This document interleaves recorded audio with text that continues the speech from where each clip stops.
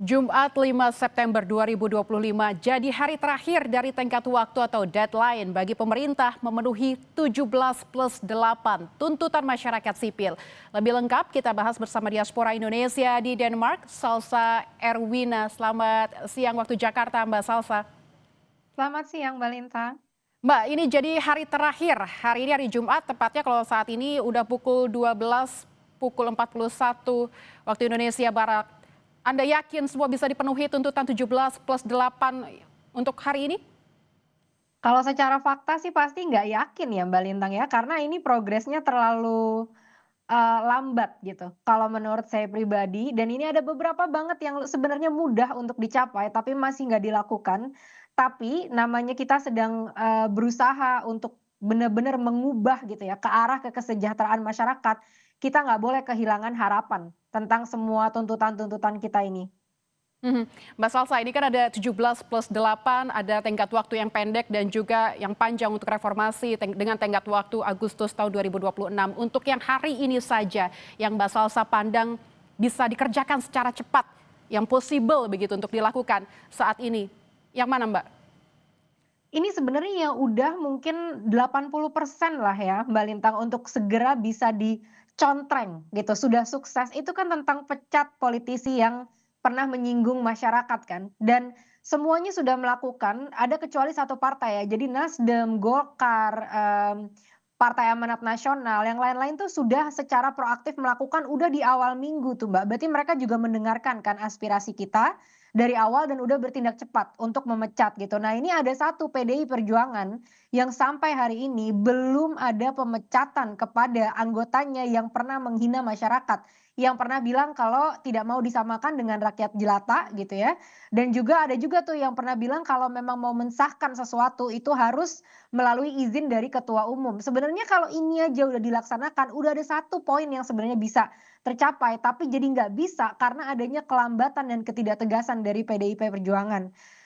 Kedua menurut saya juga sebenarnya RUU perampasan aset ya Mbak Limpang, walaupun itu memang agak jangka panjang, kita taruh di jangka panjang, tapi sebenarnya ini adalah salah satu yang memang sudah siap gitu, untuk udah ready lah, karena udah dibahas bertahun-tahun, udah lama sekali dan, DPR pun gitu ya di masa lalu pernah kok menggolkan RUU Pilkada dalam waktu semalam gitu. Jadi sebenarnya bisa kalau memang ada kemauan dan ada itikat untuk benar-benar mewujudkan apa yang dimaui oleh masyarakat. Ketiga juga tentang bebaskan demonstran ya, itu kemarin juga saya lihat ada pada saat audiensi dengan mahasiswa itu juga jadi salah satu tuntutan dari teman-teman mahasiswa yang bahkan berkata, "Telepon Polri sekarang." Jadi ada 3 lah yang at least bisa dilakukan dengan sangat cepat kalau memang ada itikat dan memang ada niat untuk benar-benar melakukan. Sampai saat ini, saya rasa semuanya masih gesture ya. Oke, kita akan membuang tunjangan, oke kita akan mereformasi DPR dipimpin oleh Ibu Puan Maharani yang bahkan tidak memecat anggota partainya yang sudah menyakiti hati rakyat dan membuat segala kerusuhan ini terjadi. Salah satunya kan juga dari perbuatan, mereka-mereka itu sebenarnya. Mhm. Mbak Salsa, kalau semua ini tidak bisa dipenuhi begitu, bagaimana? Apakah ada langkah lanjutan yang menurut Mbak Salsa bisa dilakukan begitu?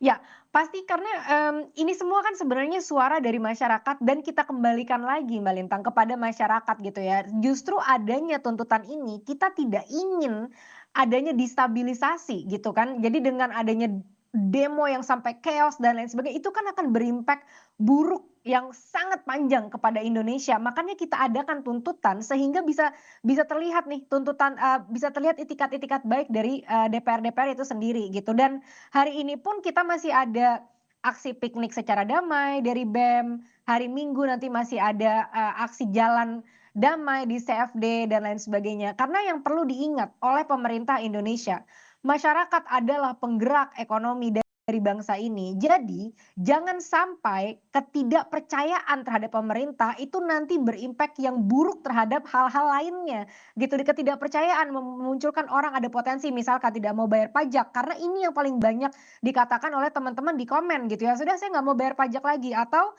adanya golput, mereka mulai, "Udah saya nggak akan pernah milih lagi." Nah, ini akan berimpak sangat buruk ke depannya gitu untuk bangsa Indonesia. Jadi ya memang kita butuh kerjasamanya Mbak Lintang, dan saat ini kan semua tuntutan udah disampaikan, bolanya itu sudah ada di DPR dan segala kementerian dan segala pemerintah yang ada di Indonesia, bolanya sudah ada di mereka. Jadi seberapa cepat mereka mau bertindak.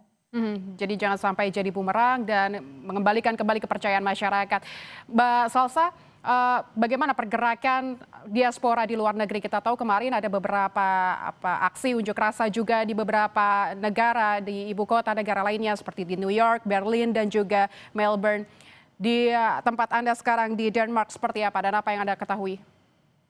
Ya, kita juga sedang mempersiapkan ya Mbak, untuk melakukan aksi gitu di Denmark, tapi kita juga masih menunggu nih perizinan dan koordinasi karena di sini itu kan segala sesuatunya lumayan ketat ya.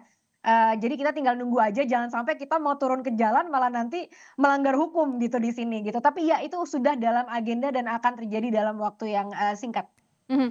Mbak Salsa, adakah informasi dari teman-teman di Jakarta dan di Indonesia tentang pergerakan aksi untuk menuntut 17+8 yang kemarin sudah diberikan secara formal begitu, secara resmi kepada kawan-kawan influencer. Hari ini apakah akan ada aksi?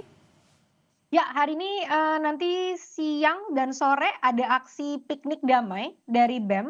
Nanti hari Minggu ada di, Car Free Day juga di Jakarta, dan juga pasti ini masih masih berlangsung terus kok di segala wilayah di Indonesia. Karena mungkin satu hal yang ingin aku tekankan ya Mbak Lintang, ada yang berbeda dari aksi ini. Saat ini masyarakat memang benar-benar sudah muak sekali dan juga, saya lihat adanya persatuan gitu Mbak. Jadi dari berbagai macam badan-badan di masyarakat, dari berbagai macam kalangan di masyarakat, kita mulai menyuarakan hal yang sama, menuntut hal yang sama, dan, saya pun setiap saya posting di Instagram gitu ya, itu selalu komennya itu tentang, "Udah sampai mana nih? Mana nih RUU perampasan aset?" Gitu. Jadi masyarakat ini bener-bener sangat-sangat memonitor dan menyaksikan apa yang dilakukan pemerintah gitu.